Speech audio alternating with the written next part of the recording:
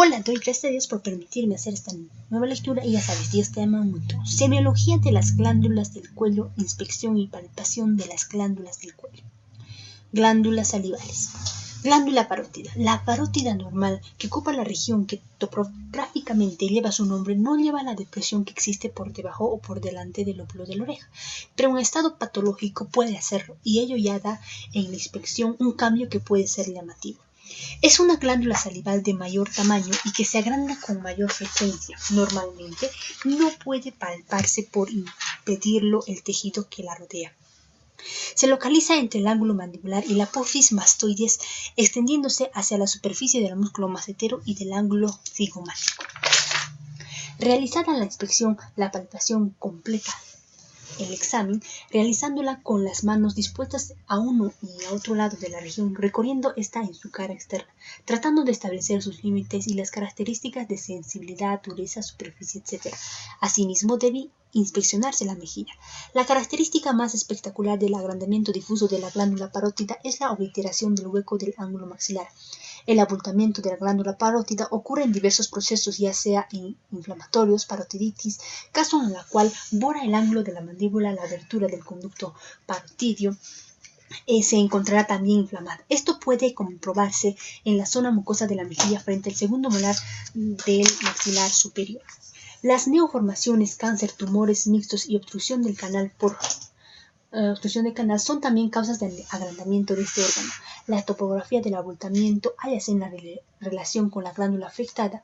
Para el diagnóstico diferencial entre parótidas, adenopatía regional, linfangitis preauricular e hipertrofia del músculo macetero, afección rara que tiene la característica de endurecer al cerrar la boca, es útil establecer mediante la palpación algunos datos de valor en la parotiditis. La inspección destaca el abultamiento de toda la glándula que hacia abajo llega a la parte superior del cuello. La observación de la mejilla frente al segundo molar superior muestra la salida de saliva al presionar dicha glándula, y la palpación señala una tumefacción dolorosa por debajo del lóbulo de la oreja que une o bilateral.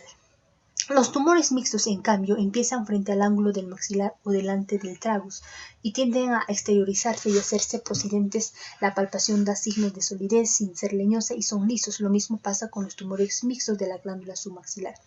Los tumores malignos son raros, pero producen un aumento considerable de la glándula. Son de consistencia pétrea, al principio indolores y móviles, y respetan al nervio facial.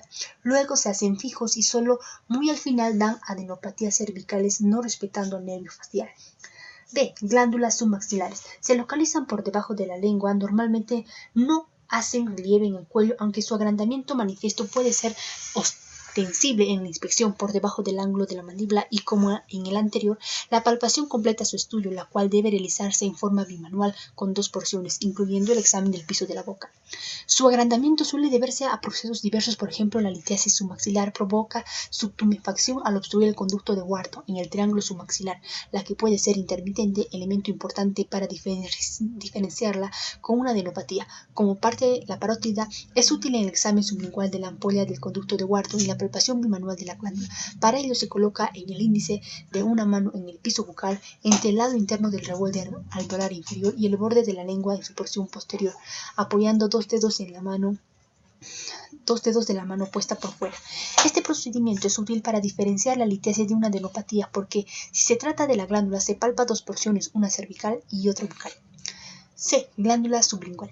Normalmente no es accesible. Su agrandamiento de procedencia submentoniana o intrabucal, piso de la boca, interesa conocer la ranura o degeneración quística que produce un abultamiento en el examen bucal, una procedencia azulada inmediatamente al lado del freño lingual. Exploración de la glándula tiroides.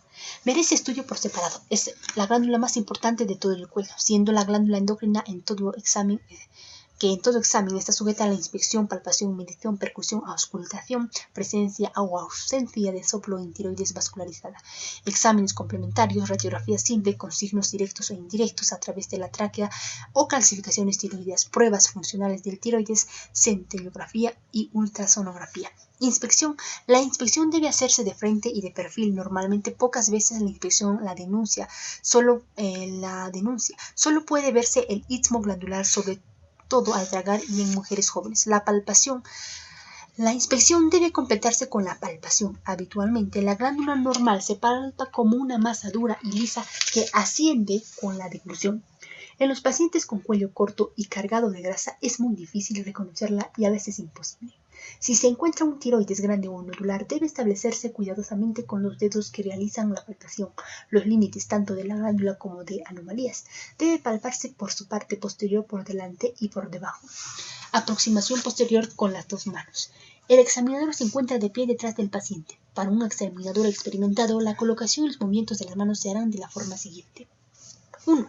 Se coloca suavemente la mano derecha de forma que el pulgar se sitúe por detrás del cuello y los otros dedos de la mano se extiendan hacia adelante, desplazando suavemente la tráquea unos 2,5 centímetros hacia la izquierda.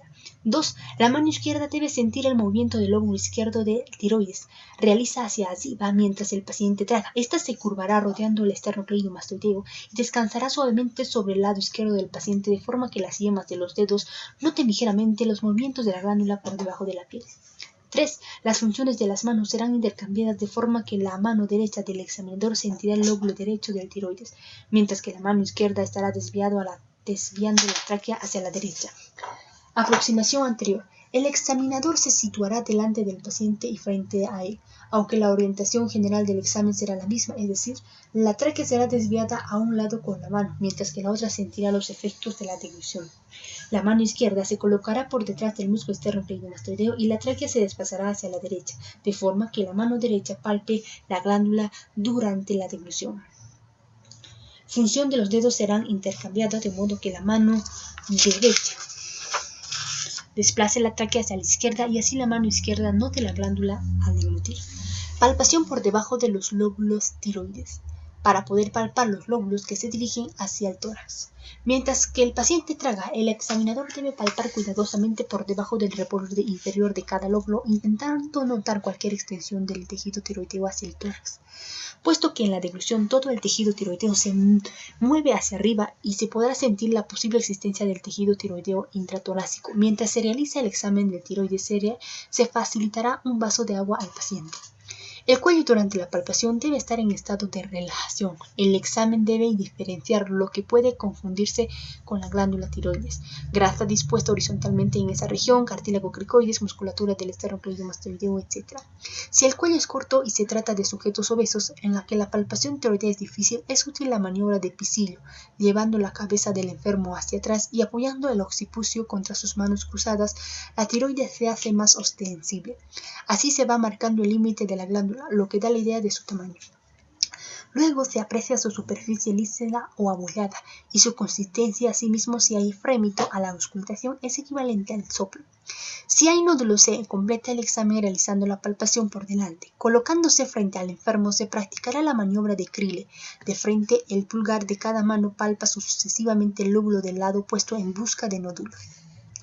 Las anormalidades que pueden hallarse son una hiperplasia fisiológica, ya premenstrual o en el embarazo o en la pubertad, bocio de la pubertad, diversos bocios difusos y nodulares, estrumitis, tiroiditis y cáncer de tiroides.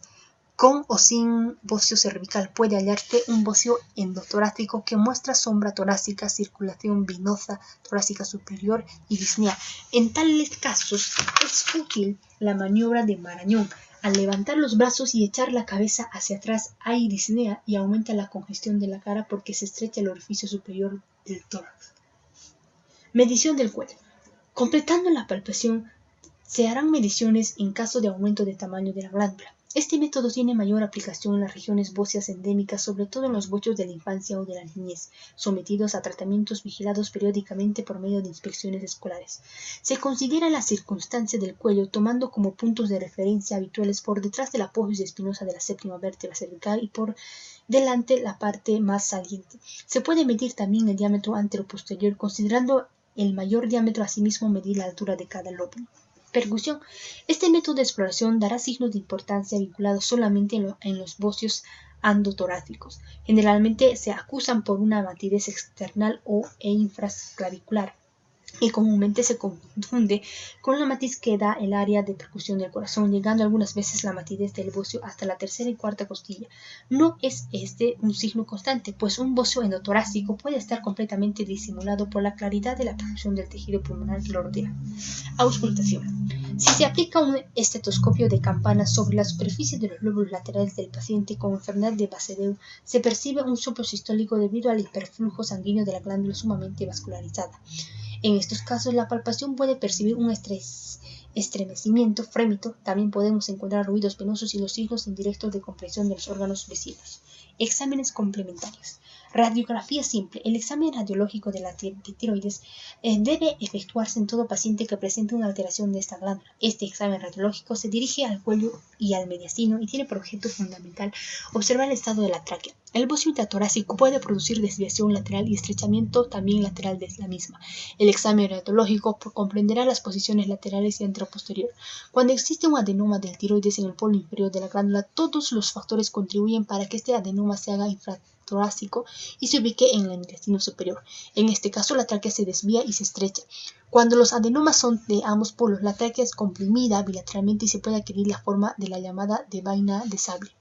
Además del estado de la tráquea, el examen radiológico nos puede suministrar datos sobre el tamaño del tiroides bocio, por ejemplo, el aumento de la sombra entre la claridad de la tráquea y el límite anterior de la columna en tomas laterales. La clasificación de algunos nódulos boceos se diagnostica radiológicamente, es bastante frecuente su observación y sobre todo en nódulos viejos. El examen radioscópico con sustancia opaca debe efectuarse en posición lateral y frontal, pues contribuye a completar los datos obtenidos en el examen final del paciente. Las pruebas funcionales de tiroides, la centellografía, la ultrasonografía deben completar el estudio de esta glándula tan importante. Y el verso de hoy es Salmos 86, 10, 11 y dice: Porque tú eres grande y hacedor de maravillas, solo tú eres Dios. Enséñame, oh Jehová, tu camino, caminaré yo en tu verdad. Afirma mi corazón para que tema tu nombre. Nos vemos en el próximo video. Suscríbete a nuestro canal y ya sabes, Dios te ama.